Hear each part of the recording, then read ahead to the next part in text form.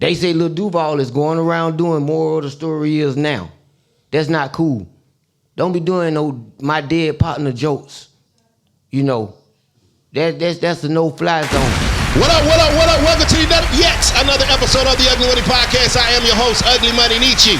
And my special guest of the evening needs no introduction, but we're going to introduce him as well.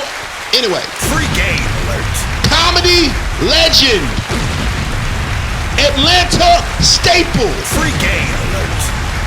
Ladies and gentlemen, boys and girls, the legendary Shawty. What my name is? In the building. What's up, my brother? You already know, man. Hey, man. Love, baby. I appreciate you, man. I appreciate you making some time for us today, man. Yes, sir. Yes, sir. Hey, man, so we got a lot of things to talk about, a lot of things going on in the world. But first and foremost, man, who was Shawty Shawty before Shawty Shawty became Shawty Shawty? Woo, back then? Back then. Oh, man. Shawty, I'm from the inner city of Atlanta. Mm-hmm. You know, typical Atlanta brother.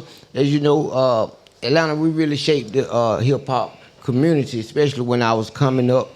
We was dancers, and they made us out to be gangs. But Shawty growing up in the church. Yes, sir. Me and CeeLo sang right next to each other in the choir.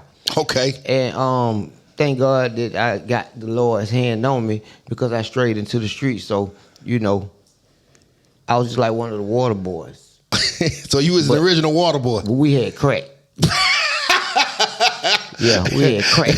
Okay. And we were selling it. Selling the crack on the side of the street. Yes. Running up the cars, selling crack in the trap. I believe we invented the trap. I've been saying trap since I know I was at least in the 6th grade. I've been in the traps. You know what I mean? So you was originally outside. Yeah. Now, what was Atlanta? I mean, we know, you know, it's the metropolis that it is. It's considered Black Hollywood now. But what was it like back then? Man, okay, so it was cool. You know, we could be out all night as a team. I traveled the streets of Atlanta at night. We went to the skating rink. We went to Six Flags. They had a club called Graffitis. And we turned up. We had a good time, and it was a dancing culture. That's why when you see like Divine Stevens and Puff and him giving him the move, Sierra, all the moves and stuff, we created that. That's our culture right here in Atlanta. You know, that's why you see so many prolific artists coming up out of here because we did this as kids in talent shows and all over the city, at the mall. All that. I remember there was a time that the rest of the world just felt that everybody from Atlanta could dance. Yeah, they used to think everybody in Atlanta dance. Yeah, the Freaknik. Ooh, Jesus, yes, I did all of them. So you been to the Freaknik before? All of them. Talk to me. Let's talk Freaknik right now. Hey, matter of fact, this segment is brought to you by Engorge Rejuvenation Tea. Promotes erections, improves stamina, increases endurance and size, and boosts libido. So anything that you want to do when it's time to do it, get you some Engorge Rejuvenation Tea, and we're gonna talk about this. What? He ain't said nothing. You should have had that. You should have had that during the Freaknik. You would have been goddamn, doing what you do. I had a back then. So talk to me about Freaknik, brother. Oh man, we Freaknik was crazy. I remember Freaknik '94. I worked at the Atlanta airport. Okay. And I was working at the airport. It was my first job. That's really when I found out I could do comedy, when I got around regular people. You know what I'm saying? So I worked for this company called Dobbs House, and I used to come in at 4 in the morning at the airport and unload these big crates and full of food and liquor and just stocking the whole airport. So I used to stock the airport before it really opened. And I remember Freaknik came, and I was like, man, I be unloading all this beer and liquor every morning. We just got one of them big dumpsters, and we put like 5 cases in the dumpsters. We put all the liquor, and we kind of hit them up that day. And we got off from work. I got off work at 2 o'clock. We went and hit Freaknik. Yeah. Freaknik, if you've never been to Freaknik, I'm talking about women shaking right there on the car, wherever you was at. Because if you got in traffic by 7 o'clock, everything was locked up. You couldn't go nowhere. You just, the party is right here. They talking about what that song is, twerking on the headlight. Yeah. Man, that's where it started at Freaknik. Yeah. I'm talking about Daisy Dukes was out. Y'all remember, don't know what Daisy Dukes is when they come all the way up. Come like, and you see your whole cheek. Look at that girl, them Daisy Dukes. So it really was like a real big freaky block party. Yeah, it's a party atmosphere. And just everybody just going crazy. Going crazy. Now, it was speculated that during Freaknik, there was people outside in the open just getting to it. Yeah. Oh, yeah. They had this thing in Atlanta called Cut Up. Okay. And today it'll be called.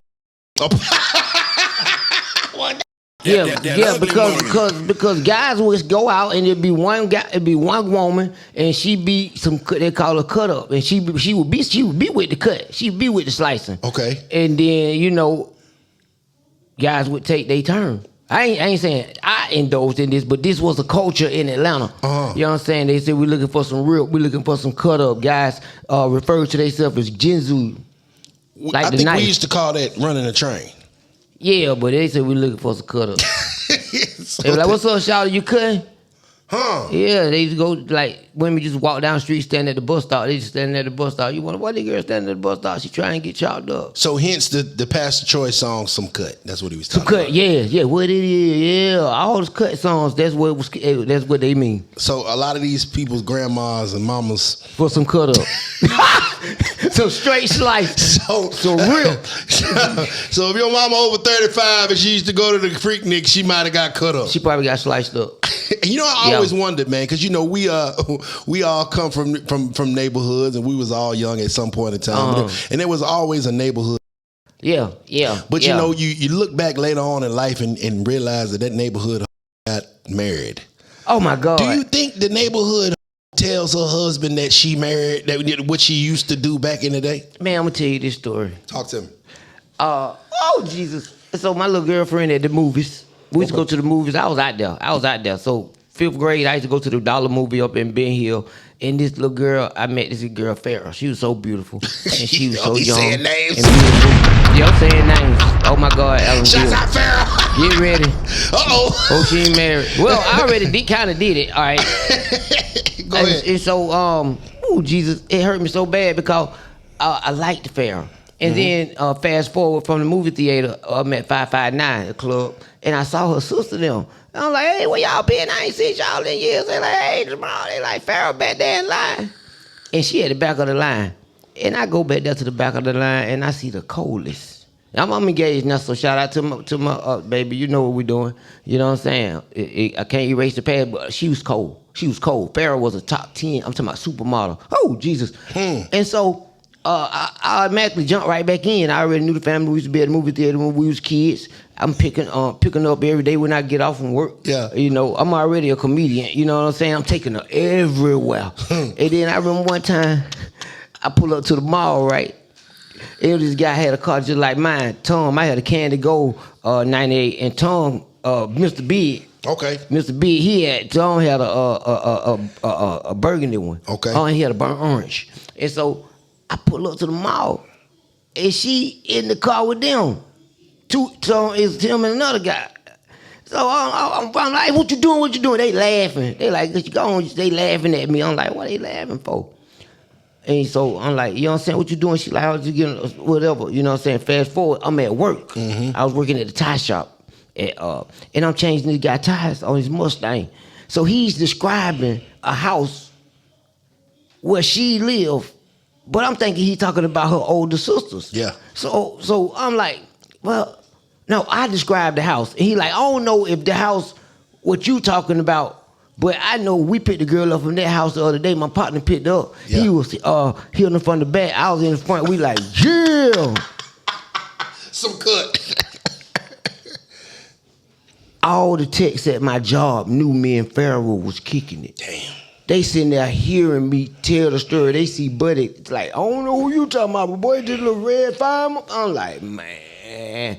So I picked her up from work. I got off from work. I went and picked her up. So we get on the expressway. We ride. And then I'm like, so I was changing this guy tire today in this Mustang. And he said he picked the girl up at your house. And him and his partner ran a train on her. And they said it was you. She said, I used to be wild. At least she was honest. I was trying to pick my off the floor. I'm like, a little thing done fell off. I mean, I was, oh my God, Jesus, oh man, I was sick. I could only imagine. And so she came out to be some cut, and she was cut was beautiful. She was beautiful. And then so I fell back. Then so I told my boy, I said, man, Pharaoh's some cut up. He said, I told you, boy. He said, I can see it on her eyes. Every time she come around, man, she be looking, she had that little cut in her eyes. Shawty, I told her you be Rest Haven, man. I'm like, all right. He was cuffing that thing. Right. He said I was cuffing. Then she was trying to get back in with me. She felt bad. She called me talking about one day. She talking about, I got a whole bomb of weed. She don't treat somebody out the weed. Mm-hmm. So I say, let's go get her. We went to the pool hall. Then we went to the pool hall and we was shooting pool. And so my partner, he coming on tour. I'm playing it cool, you know what I'm saying? Just sitting back and that thing. You know, she started playing into it. I'm like, well, she go and get a hotel. And she in the car, oh, I guess I'm finna do everybody. You know what hurt my heart? Yeah. Jesus, it hurt me so bad, man. I just went on ahead and took her on a tour of Atlanta. I sure did. I called all my partners. Hey, man, you need some cut. My cousin who came from Africa. I say, man, y'all want some of this Atlanta cut up?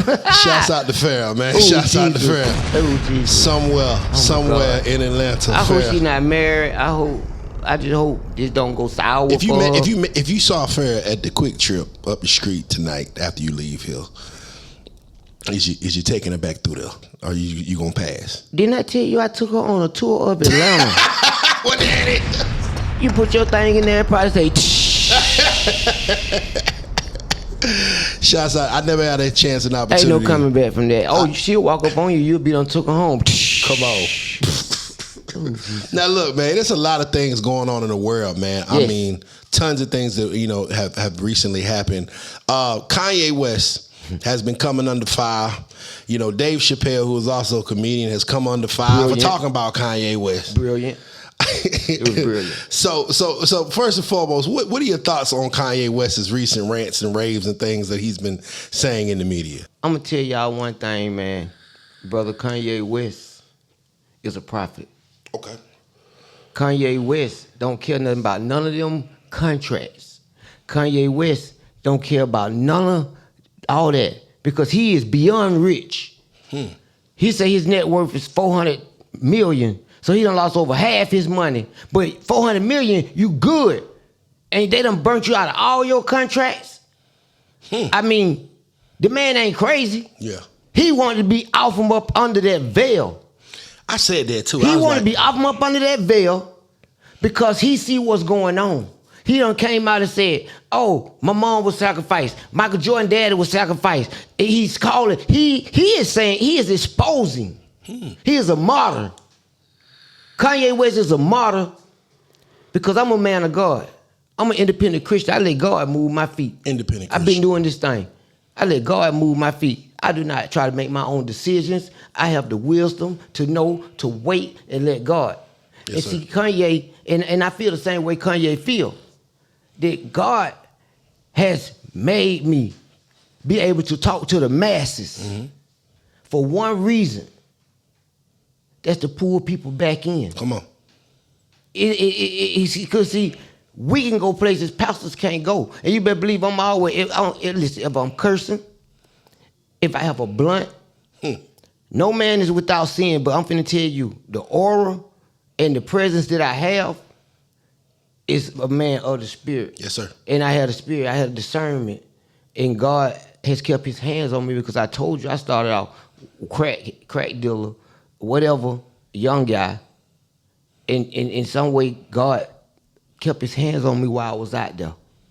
And showed me this thing called comedy. And so I started telling jokes when I was 18 years old. So I went from street to cold turkey. I called a case when I was 17. I was 17, 3 weeks. 3 weeks before I would have caught this case, I would have been 16 years old. But I got this stain on myself because at 17, the type of charge I caught is gonna be on your record. And see, that's how they trap us young guys. And so I knew that I wasn't raised like that. That church was coming out of me. So I said, I gotta find a way. And one night I was looking at Def Comedy Jam, and I said, that's me. That's my lane. I said, that's what I be doing in the car porch with my partners. And so I just started living, telling people I was a comedian. I was lying. Never been on stage before. Wow. But I'm telling people I'm a comedian. I spoke it into existence. I was working at the airport. I never been around regular people, but these people laughing at me. The things I say, they laughing. Everybody laughing. I'm like, I'm funny. And so my mama always told me, say, everybody has a talent. It's up to you to reach and pull it out. So ever since I've been a kid, I've been reaching down trying to pull my talent out. Michael Jackson, One Glove, Tony Hawk, skateboard, dancing, whatever. I always wanted the attention. And so I knew I was destined, but it was all God's plan to reach the masses. Back to Kanye. Kanye is doing what he feel God is telling him to do. Now with the anti-Semitic stuff, listen, I am not anti-Semitic. I don't even know what it means. Me either. I don't want to fool with them folk. First of all, let's get that out the way. Let's get that straight. Let's I get don't that know straight. what it means. Look at my face. I am an outlet. Some people are intellects. I am an outlet. I learned mine out there, so I ain't got to that. I haven't grown to got to that. Yes, sir. I'm a Christian. And I'm not I don't spit Bible verses. Mm-hmm. I don't. I'm gonna tell you about God, yes, and I'm gonna tell you what He has done for me and how He helped me overcome things. Yes, sir. My testimony is not in vain, because every time I bump my head, everything I've been through is for people who come in personal contact with me, mm-hmm. because I can prevent them.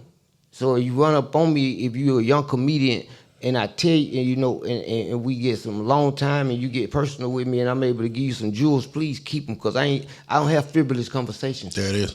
I told you about Pharaoh and all that. That clickbait. You didn't get it. Trust me, I'm tracking. So Kanye West later apologized. Okay. He apologized. What was his apology?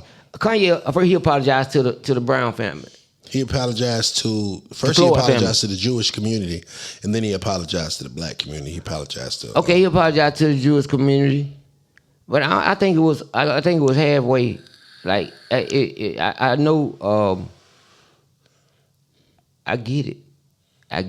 He like Kanye made me feel like his life may be in danger, because I would if I was him. He's exposing a lot. He's making me dig. He's making me dig in my history, and it's kind of bone chilling, because I not promoting anything, but you guys are promoting the film more than anybody else is promoting it by chastising Kyrie Irving, making light of it. We wouldn't have knew. Anybody following him on Twitter? We wouldn't even knew about the Hebrews to Negroes. Had y'all not keep impressing, and doggone Wright brothers gonna go see it. And I don't understand why they ain't win that Jeff Bezos. Why they ain't win that Amazon? Who got it? That's their platform. But Kyrie Irving got to pay $500,000. That's scary. For a retweet. And for a retweet. Mm-hmm. And so, Jesus. See, I don't know what. It's open. It's gonna open a lot of eyes. Yeah. And a lot of people are about to be confused. And oh Jesus. I ain't gonna lie. I don't have the answers for that. I feel. But I do know that Kanye's mind state is that he is a prophet. God has blessed him to be able to talk to the masses. And so he's taking this public beating. He's taking this public Negro, you're gonna conform or we're gonna strip you of everything. But see, Kanye been saying this. If you look at when he was on the plane with the karaoke with the whole choir. Yeah. Kanye carry a choir. What type of man carry a choir? No, because I stay in praise. Every day I write the gospel music. I stay in praise because I stay protected. That's why he got that choir around him. You don't know what that man sing with them Kardashians. You know, his mom in the industry. He's at the top tier. He was already talking about, y'all go through the top 10 black affluent people contract. Yeah. Let's go to the top of all their contracts. Let's see what they read like. This man ain't talking out his head. He know what his contract read like. And he know he can make $1 billion that they making a whole lot more. And he know that whatever they trying to protect, they gonna go at all costs. But Jesus, I'm gonna tell you.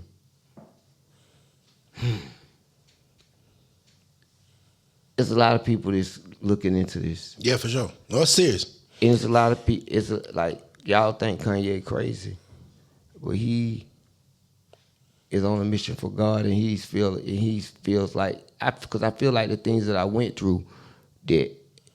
He's trying to. You think he's trying to wake people up on something that people don't know about? Yes, yes, that he knows, and they don't want people to wake up. And they don't. Whatever he trying to tell us, they don't want him to tell us. And people have tried over Nick Cannon.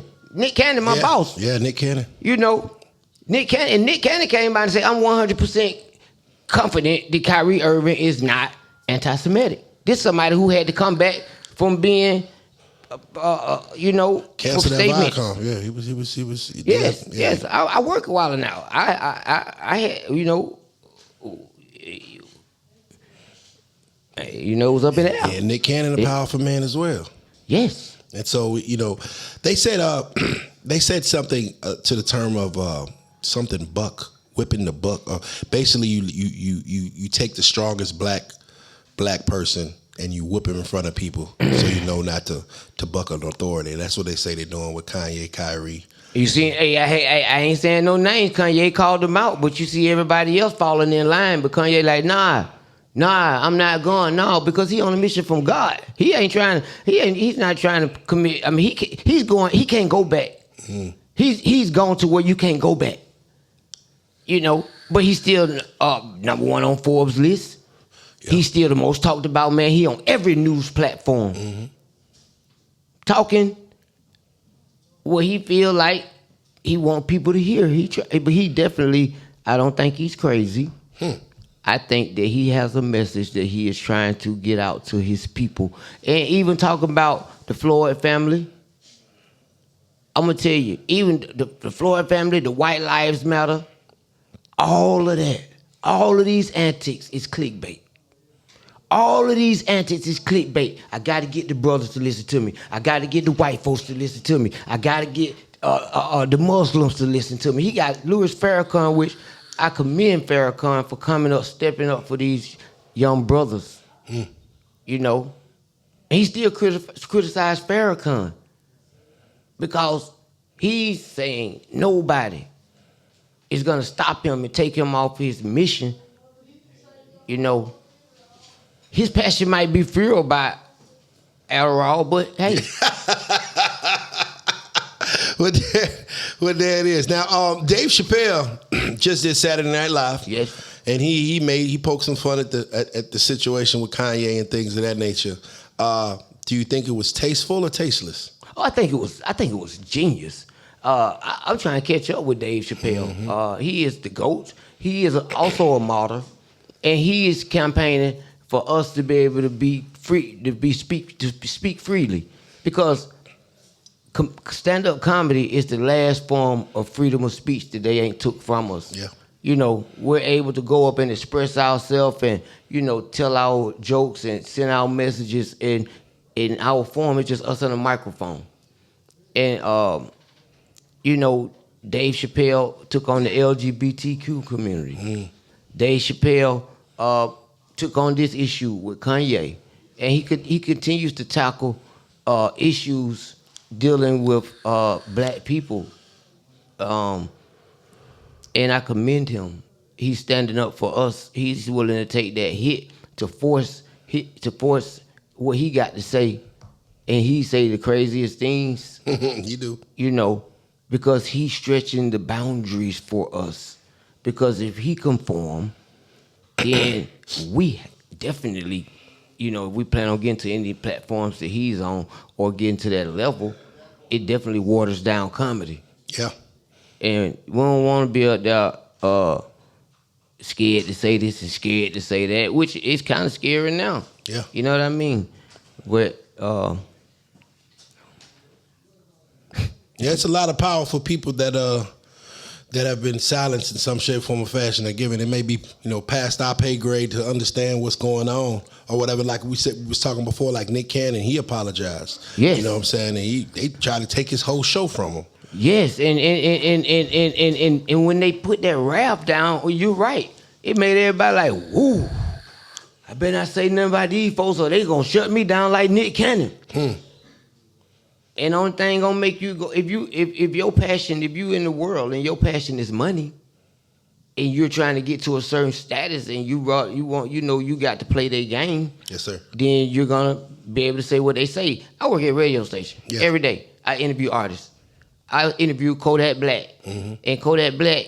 I love the brother, man, the young brother, man, and I see so much. I knew him since he was a young cat in Miami when he first hit the rap scene, and everybody was talking about him in Fort Lauderdale, all up through Pompano, and I hosted with him, and he was running around KOD like a kid, snatched the mic from me, all type of stuff. They got fighting and stuff, but you know he was a kid, but then when I interview him, I like Kodak a lot, but when I interview Kodak, it feel like he want to say something, but he can't. Facts. We talked about his philanthropy and what he does in the hood. He said, yeah, I do stuff. I take stuff, but they don't want me to post nothing like that. I be trying to tell them I want to post. Yeah. And I'm like, wow. Now, you know, we talking about the anti-Semitic comments and things of that nature, the backlash that people have received from it. You know, we talked about, you know, Nick Cannon being one of those people as well. But let's talk on a lighter note. How has Wildin' Out and Nick Cannon impacted your life? It's great. It's great. I forever owe Nick. I've been on Wildin' Out since 06. I've always been a part of the family. I just filmed about 2 months ago. And, you know, it's a safe place. I love to go and play the games, and you know, it's very, very fun. And it's top tier on everybody's playlist. You know, even in jail, they watch. All the thing they watch is Wildin' Out. Everybody watch Wildin' Out, and it gave me a platform. It gave me a platform. Everybody know me as Shawty from Wildin' Out. And it's always been a family there. It's always been cool. Yes, sir. Checks always cash. And you know, I ain't even never been say nothing bad about Nick. Come on. Having all them dang on kids. How was them checks at Wildin' Out? Why? Okay, so they fluctuated. They fluctuated. I'm gonna tell you something. They have fluctuated. Okay. But my first season of Wildin' Out, I filmed for 2 weeks. I probably walked away with $42,000. 2 weeks of work. 2 weeks of work. Doing all the shows. That's good money. Facts. That's good money. While now I had a transition. Okay. And you know, I'm able to work through transition. Okay, come talk about it. It's a bigger picture for me. So if I had to fly myself out and put myself up and just receive a check, you know what I'm saying? This mere platform gave me the means to be able to do that. Come on. You never bite the hand that feeds you. Come on, talk about it. And I'm living proof, because 1 million cash members later, I still get that call. And I ain't never been, you know, disrespected. I always been respected. Nick always had the highest respect for me, and I appreciate Nick being a friend. No, that's respect. Nick always been a gigolo. Yeah. Now, I know Always. you got a crazy Nick Cannon story now. Oh man, yeah. I know you got a crazy Nick Cannon story. Yep. When I got the wildin' out, they said don't touch none of the wildin' out girls. They all belong to Nick. Yeah, buddy. I can only imagine being around Nick, man. You know what I'm saying? Nick like slang that. But I mean, no, Nick, he ultimate, man. Nick a businessman, Yes, sir. comedian. He write wildin' out. He do the beats. He write the games. He knows every single inch of it. You know what I'm saying? He runs it. Him and Niles, shout out to Niles. You know, he run the show. Like, That's dope. Nick know it. He's very knowledgeable. You know what I'm saying? But yeah. One time. I still want that Nick Cannon story if you got one. Man, I ain't got no crazy Nick Cannon story. You know, he love his kids. There it is. He love his kids. All 10? 12. 12. Okay. Wow, Nick, you got a team, boy. You got to play jock them one day. Hey, no, I believe a man should have as many kids he can afford. That's why I don't want no more. It's time for me. Oh man, let's talk my brother Young Jock, man. Hey. Jock had a part in your career in some shape, form, or fashion. What was that? Jock my best friend. That's crazy. Jock my best friend. We got we're high ranking number one morning show. We're number one in a whole lot of markets. Or top 5 in all markets. Young Jock in the Streets morning takeover. We wake up every morning. We greet the city. I love doing radio. It's dope. And I like getting up, talking to people every morning, and being a part of the trendy conversations and just making magic. You know, just making magic and being able to talk to the people. I'm a people person. I like to talk. And I think it's a great transition, you know, for me to be able to help and put my feet on the streets and be able to help these youth, Yes, get sir. these young boys, get these guns out their hands and try to reshape their mind. You know, it's a beautiful thing. You know, Jock.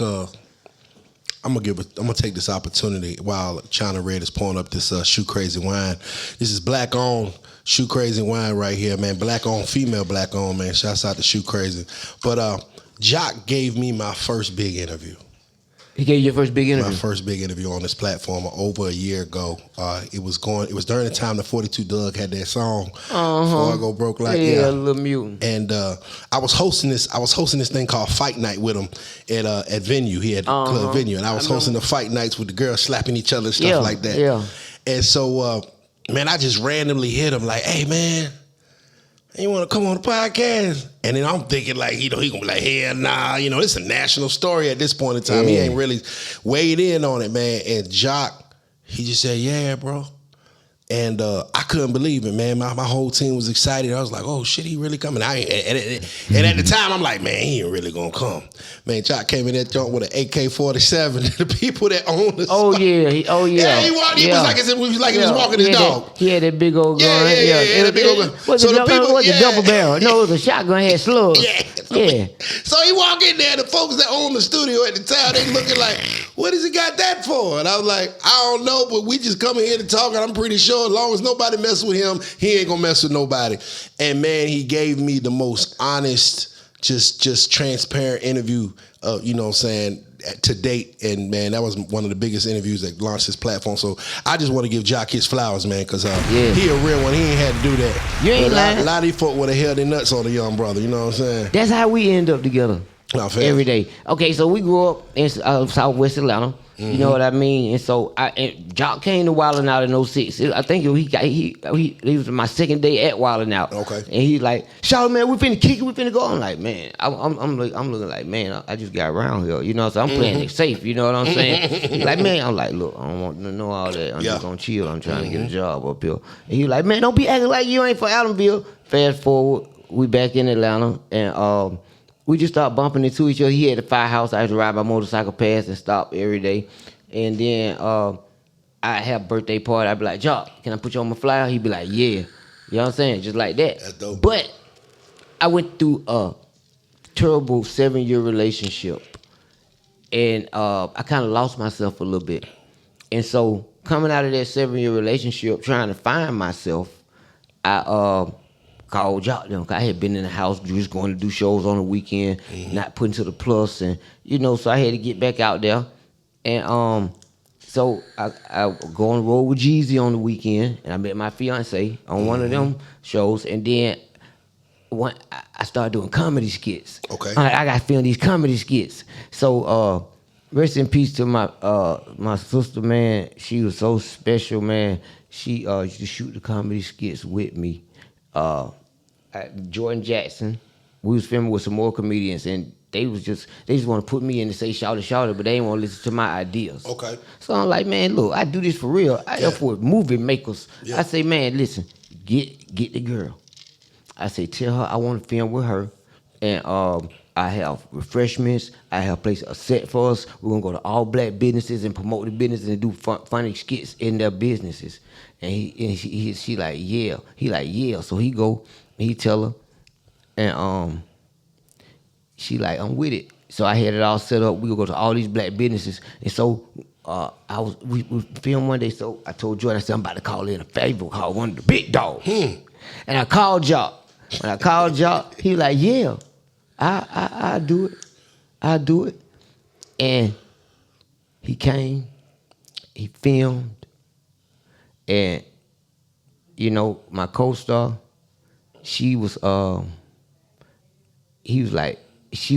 own talent, girlfriend, like Yes, in the skits. You know what I'm saying? She was like my girl. She was really nice. You know what I'm saying? Queen Pen. Yeah. Queen of Jacksonville, man, my sister, and she was so beautiful, man. And I'm gonna tell you,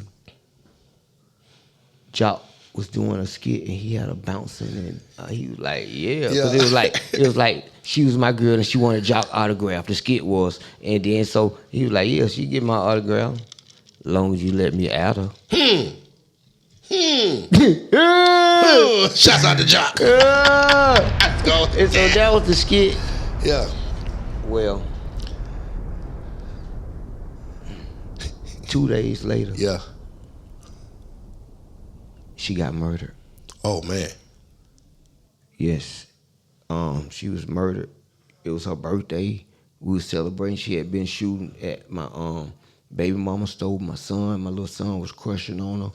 And man, we was happy. Me, her, and Jordan Jackson, we was a comedy troupe. And man, something happened to where they never found out who killed her.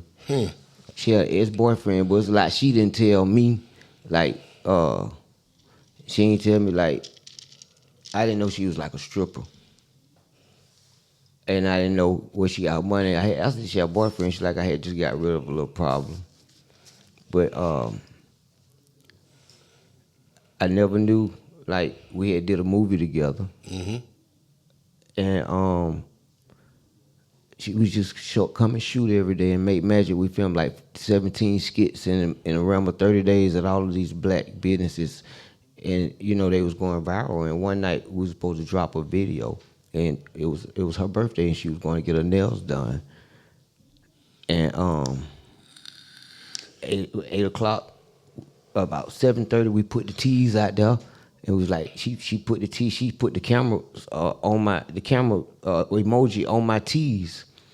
And then me and Jordan posted, and we on the phone, we talking about the numbers and everything.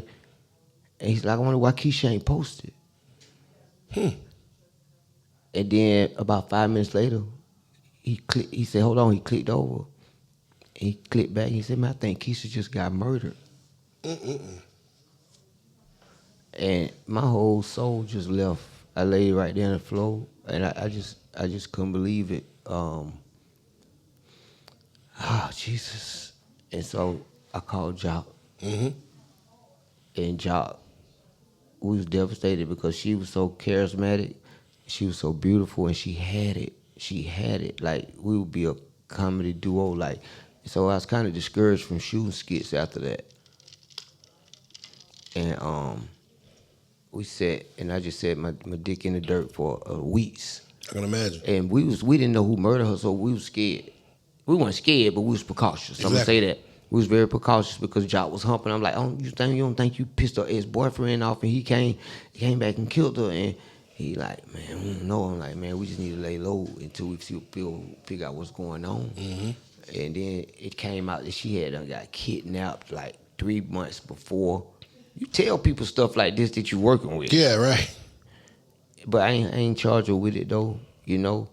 And she was a queen, man. She was very beautiful. She was the queen of Jacksonville. She was Queen Pen. You remember Queen Pen, the movie? Mm-hmm. That was her.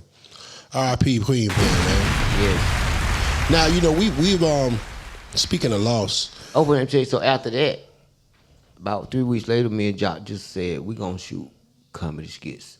And we just started shooting comedy skits. We came up with some great comedy skits. They started going viral. We walked in the radio station one day, and they offered us a job. And the rest is history.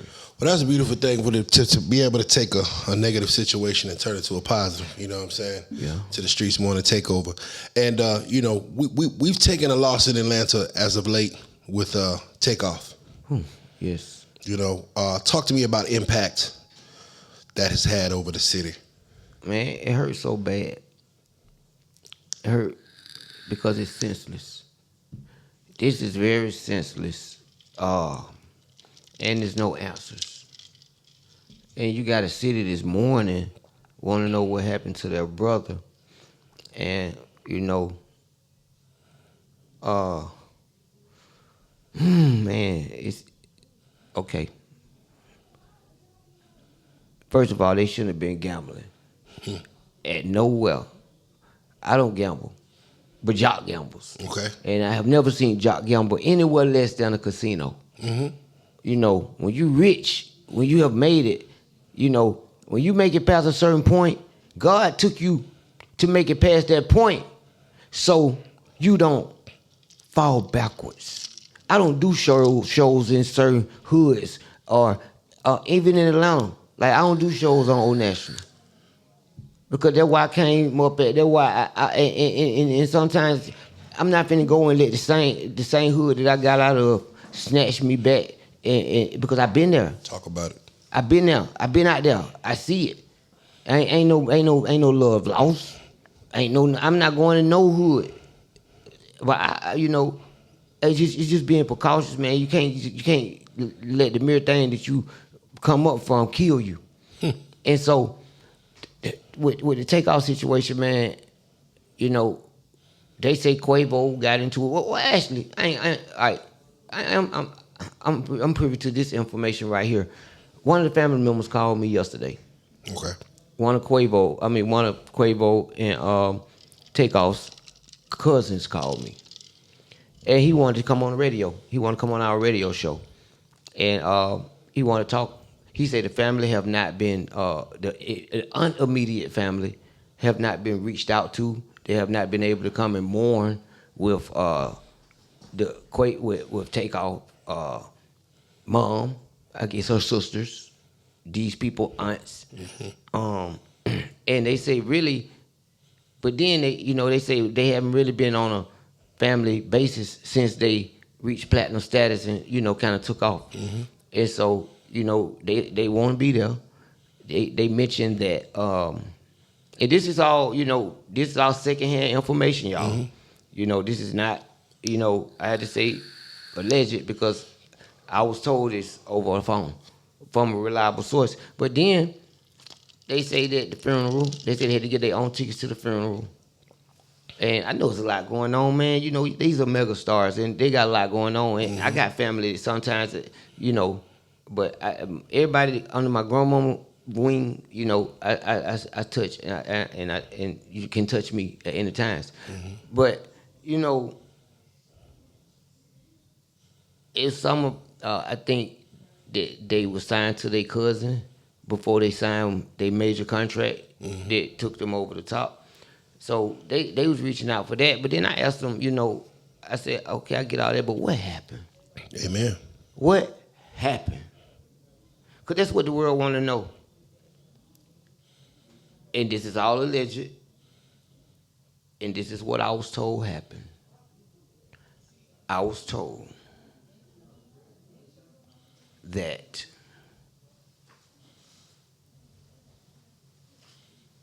they had been in Houston for a few days. And Quavo they say Quavo dominates in a whole lot of different things. Basketball, all of this. So they say that they had been shooting basketball earlier, and then they got to the bowling alley. And they said it was a dice game. And they say that Quavo noticed that the dice were not right. And that's where the argument started. Quavo is everybody know Quavo got a mouth on him. Everybody know Quavo will talk junk. I don't think that was the atmosphere to talk shit. I think they was up there on somebody's tab. And you gotta respect. I mean, I just don't think that was that. But that ain't got nothing to do with this man's life. Facts. But they say at the point when Quavo raised his voice and showed aggression to a certain individual,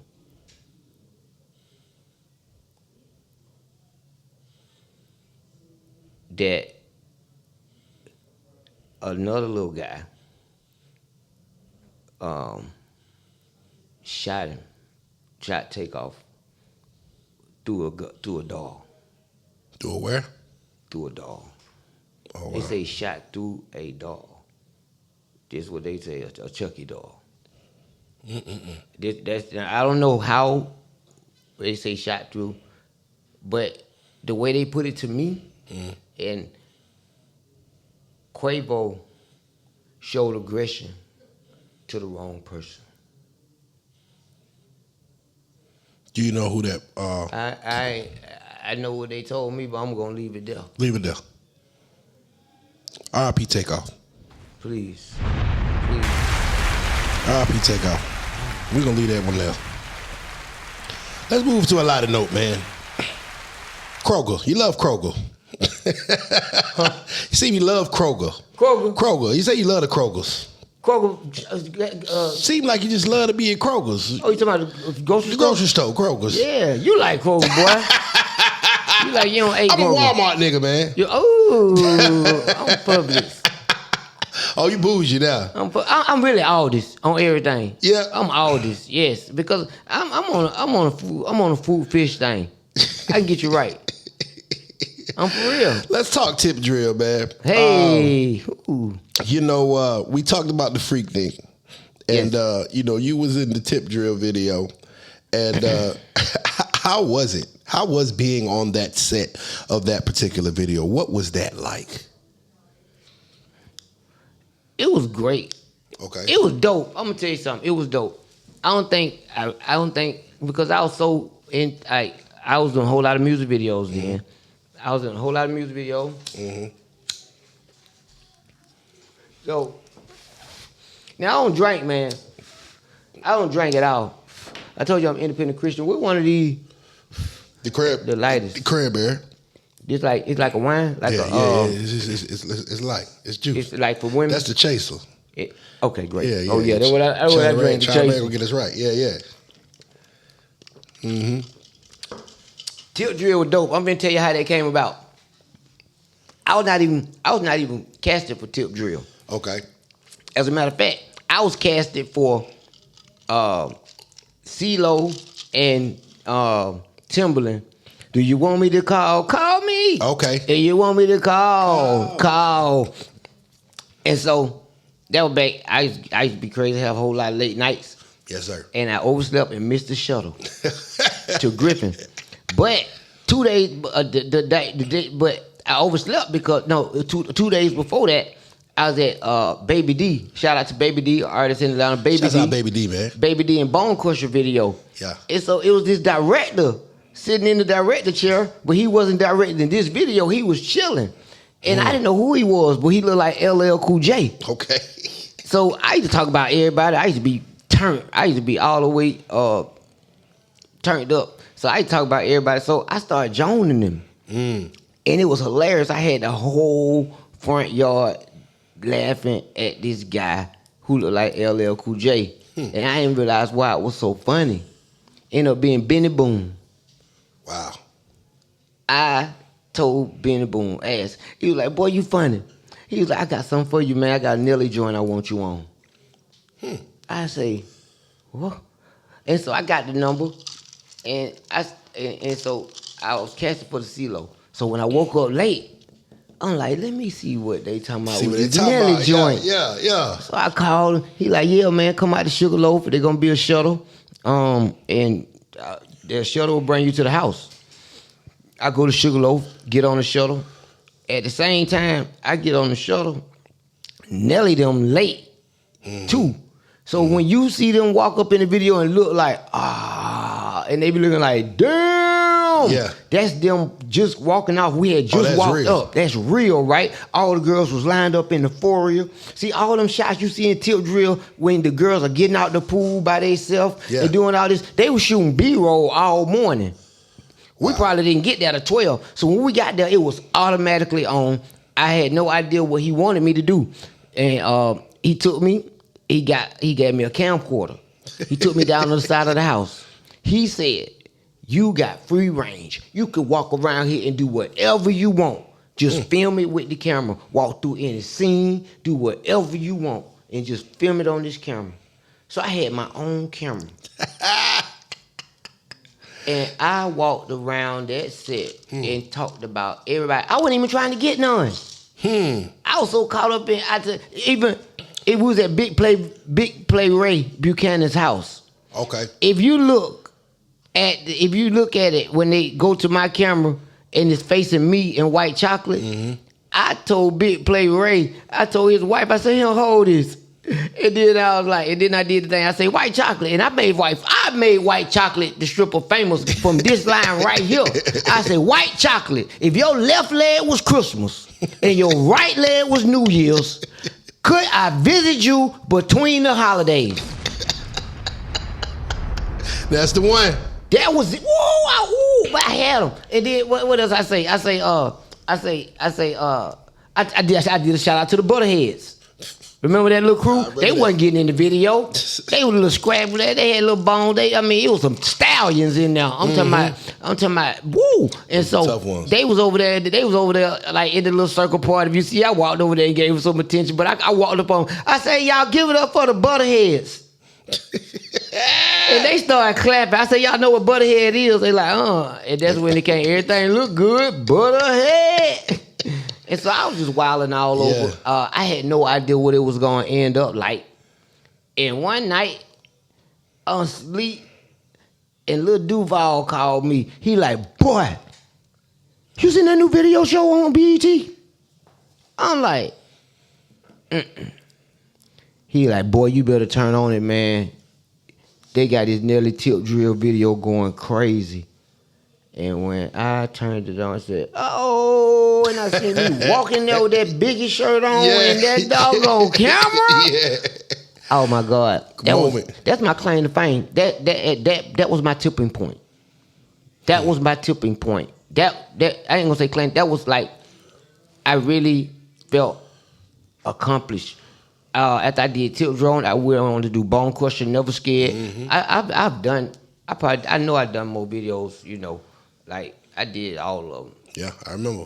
I did all of them. I used to be on like 4 or 5 videos on 106 Park at the same time. That's crazy. In the top 10. So now you said the name. You said Lil Duval. Y'all was cool at one point. Yeah.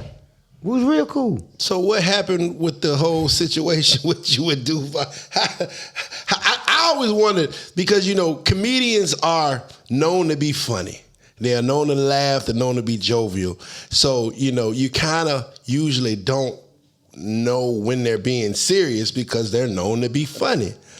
So how does a comedian get to the point of being that serious, to the point of putting pause or something on somebody? Man, it was a real atmosphere in Atlanta then. Okay. Like, you know what I'm saying? There was atmosphere. And then, you know, we was like comedians with rapper status. Okay, yeah, facts. We was comedians with rapper status. And you know, I showed him the ropes. You know, he showed up. He said he wanted to tell jokes. He came to open mic. We was killing. And so we was cool. And so I'm like, yeah, we, you know what I'm saying? We match. And, you know, we used to just hang out. And I figured I had a little partner.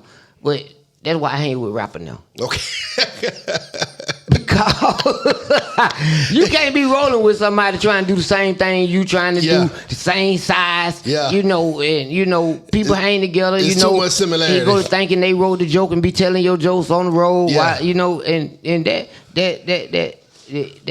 you know, it just got to a point. I'm gonna tell you straight up, and I don't even visit the Duval situation because like it's so old, it's so in the past. You know what I'm saying? We haven't talked. And I wish to sit down. We just one of my friends, Nard Hostin. We just buried Nard. We just buried a lot of comedians, man. Shout out to Nard Hostin. And I ain't talked to Nard 2 years. I'm gonna tell you this. I ain't talked to Nard 2 years before Nard died. And we was friends 27 years because he chose to take Duval's side. I'm gonna talk about this part. You know what I'm saying? And they wasn't even at his funeral. You know what I'm saying? Come to that man's funeral. They ain't even come to the man's funeral. You know what happened between me and Duval? That's dead. I ain't got no beef against him. Yeah. You know what I mean? I got jumped on, and you know, I was disrespected, and you know he you know that's the way the game was. You know what I'm saying? We was going tit for tat, and so that's the infamous fight. You know what I'm saying? But you know, I don't roll in that light, and I ain't gonna sit here. I'm gonna say this: comedians, it's not rap game. Come on. Do not be out there trying to beef and fight. And man, don't do that. If you got a beef, extend that olive branch. I just told all the comedians this the other night. We just at Dirty South, my sister, Dirty South from Comic View, who put a leg behind her head. Yeah, that's great. Yes, we just buried her. Dirty South gone? Yes, we just buried Dirty South. I just hosted her memorial last night. We just buried her last Monday. Dirty South, to man. my sister, man. We love you, Dirty. To my lady, rock this motherfucker. Hell yeah, remember that. Yeah, man, that's crazy. R.I.P. Dirty South. You know what I'm saying? I lost Nard, Dirty South. These are the comedians who I grew up. You know, we all grew up as comedy children into, you know, comedy monsters. And Duval was one of the offsprings. Yeah, facts. You know, Tyler Craig. Rest in peace, Tyler Craig. Yeah, R.I.P. The moral of the story is he wrote that. He wrote that. And I'm gonna call a spade a spade. And I'm gonna say this: that if you here, and the moral of the story is, everybody know Tyler Craig, comedian, coined that phrase. Now, they say Lil Duval is going around doing moral of the story is now. That's not cool. Don't be doing no my dead partner jokes. You know, that's a no-fly zone. On everything. Don't be, please, if you're doing it, just stop. You know what I'm saying? Because that's very disrespectful. And Tyler showed me. He like, look. He showed me Lil Duval doing the moral of the story is. I'm like, man. And then so I'm like, well, what you gonna call? You gonna have a conversation with him? He said, nah, I'm just gonna let him keep on doing it for a couple of months. Then I'm gonna call him and I'm gonna get my check. There it is. But Tyler died. So let's respect him. And I'm gonna extend the olive branch again right now to Lil Duval. Cause I'm like I said, I'm a man of God. I let God move my feet. God ain't move my feet to go fight nobody. Amen. Ain't trying to hold no old beefs, no old grudges. Matter of fact, I been gave it to God because I can't get blessed walking around with no grudges. And brother, if you want your total blessings, then you need to get it off your chest on everything. You know, Lil Duval just broke his leg. He just broke his leg. You know, I had the same injury to January 19th, 2020, at the beginning of the pandemic. I had a head-on collision on my way to church and broke my femur and cracked my hip. I'm back at 100%. I work out at the gym. God gave me my legs back. That's almost impossible. But I went through that for a reason, because God wanted to slow me all the way back. Bro, You're going through that for a reason, because God's trying to tell you something. Don't play the devil's game. And there it is. And there it is. You know somebody, another controversial comedian, and we had a chance. I think we met actually formally during his one of his first shows. Charleston White. Yeah. I think that's what we last connected. I know I met you several times before. Did you take it down? Huh? Did you take your Charleston White video down? Huh? Exactly. Well, I got a reason though. Go ahead. I got a reason. Mm-hmm. I got the utmost respect for Tip. I've been a fan for years. Same here. I ain't got nothing to do with that. Same One, here. Two, Charleston ain't never said nothing disrespectful about anybody of legendary status on my platform. And then Charleston has done good business with me. So I've also had Tip's son, King, on my platform. Actually, the week after Charleston came, King came. You know what I'm saying? I'm one of the few platforms that actually interviewed King. And, you know what I'm saying? That was before all this stuff happened, though. So, you know, I'm looking at this. I done got both of these guys on the platform, didn't even know they knew of each other. And then 2 days later, I see the stuff just unfold. And I'm like, whoa. And your numbers just going up. Yeah, man. But you know, if Tip would have called me, I probably would have took it down, though. I'll wait, man. Tip called me. Well, I didn't know. I did. I saw the whole thing. Yeah. I saw the whole thing unfold. And, first of all, okay, so when I stepped in the room at the podcast with Charleston White, when me and my fiance stepped there, I was coming guest of Charleston White. Okay. We had been. I rock with Charleston. He do good business. He do good business with me. He did nothing wrong to me. I see a lot of similarities in me and Charleston White. You know, I get mixed Tread up. lightly, sir. Tread lightly. No. Well, it's like this. Yes, it's sir. like this. I'm gonna always go for what's right. Facts. Now, I ain't gonna say I'm gonna say he does go there. Oh yeah, he does go there. Mm-hmm. But I'm gonna say this. He's not shooting wildly. He does a thing called critical theory. He uses shock value. He uses clickbait. He's a shot jock. He said that before. To get everybody's ear. And then he drives his message home. Mm-hmm. I interviewed the Money. And we interviewed Tiny. Mm-hmm. And they both said the King was going to jail.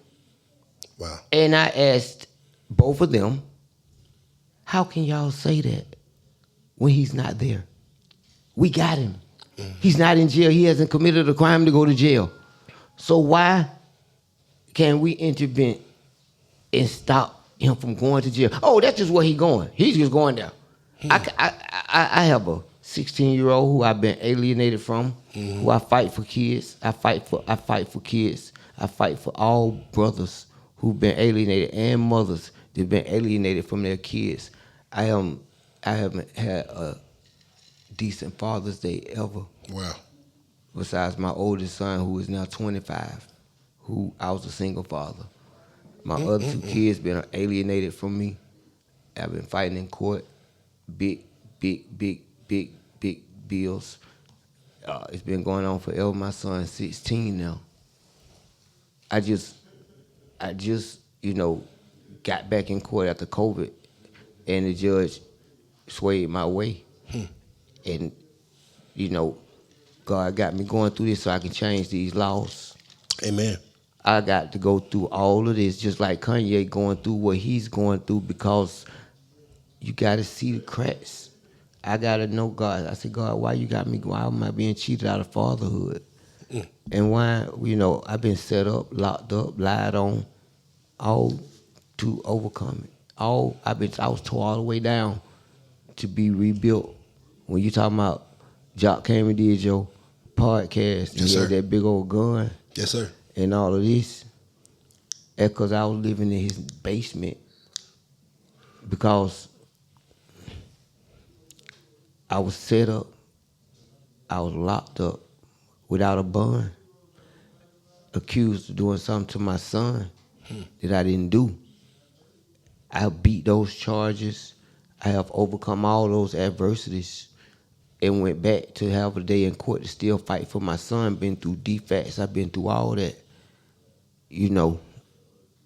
and to get back and to get my son, and had him for about 4 visits,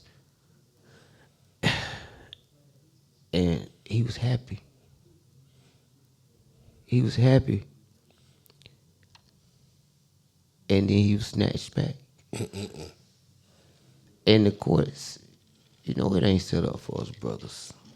That's why I'm going through this, because these laws are going to change. Yes, sir. There's going to be a screening process before they take any brother's parental rights back. There got to be checkpoints. We need neighborhood.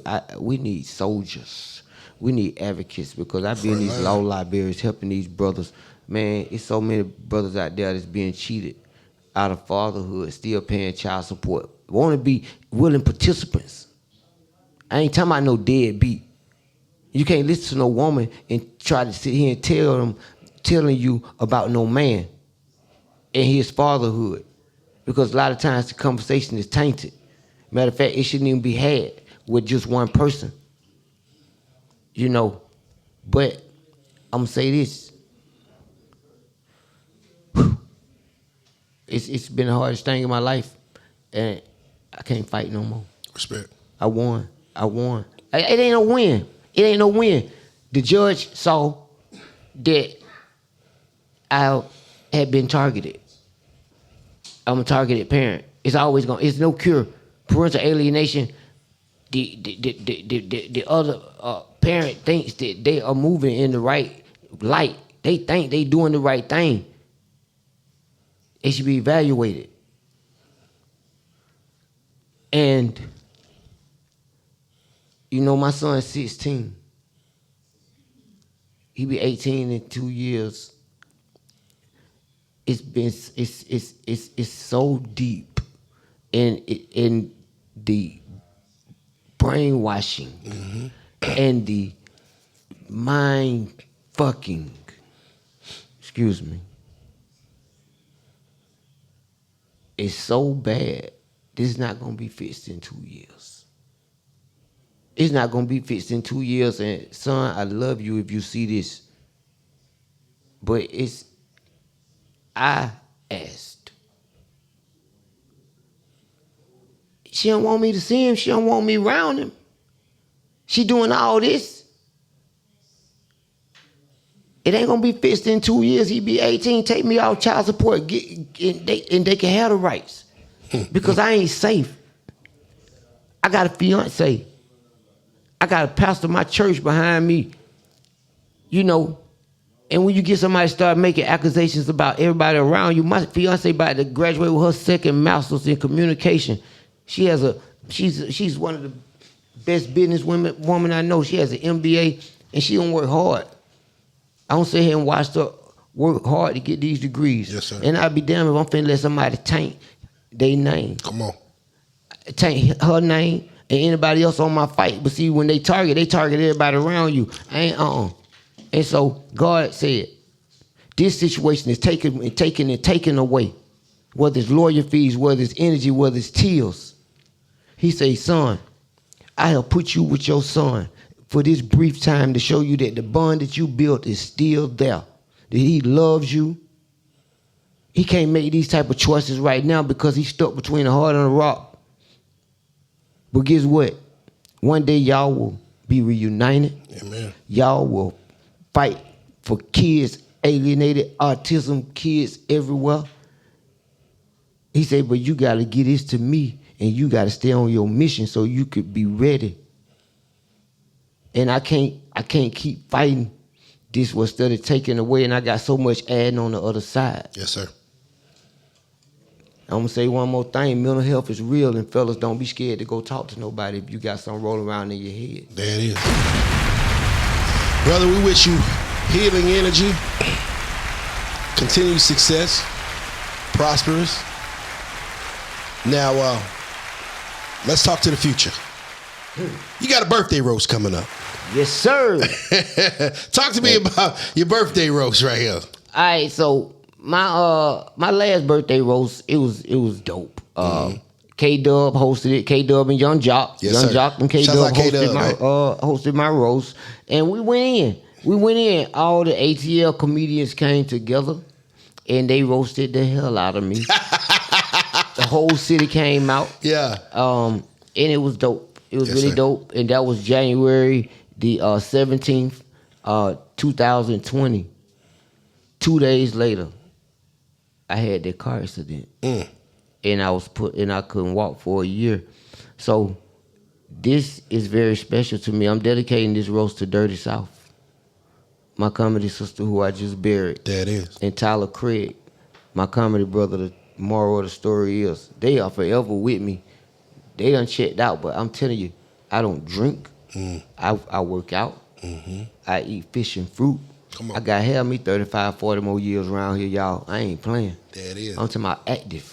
Hey, man, before we get out of here, man, you got to let them know where to follow you at, where they can get more Shawty Shawty, you know what I'm saying, where they can tap in with you at, man. Hey, man, I'm step in your lane real soon, man. Y'all gonna see. I'm about to step out and have my own podcast.